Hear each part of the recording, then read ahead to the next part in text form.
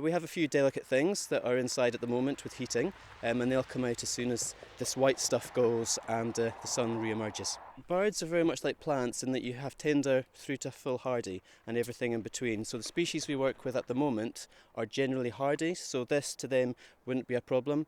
We have a house for the flamingos. They don't mind the cold, but they don't like ice or strong winds. So in those conditions we can just pop them inside and shut the door and keep them safe.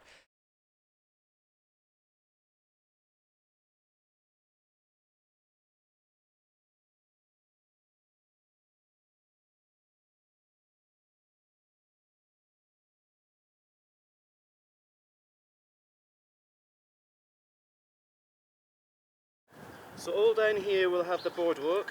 It'll be 2.4 metres wide for wheelchairs to pass, and then here we'll open up into an outdoor classroom which will enable people to be over the pond hand feeding flamingos and enjoying all these amazing rare birds we work with.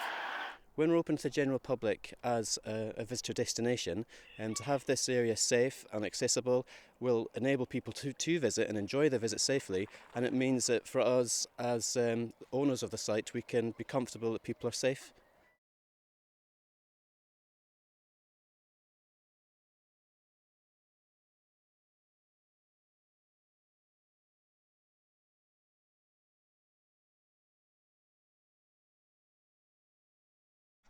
Work on the boardwalk behind me is due to start next week and be finished by the end of March.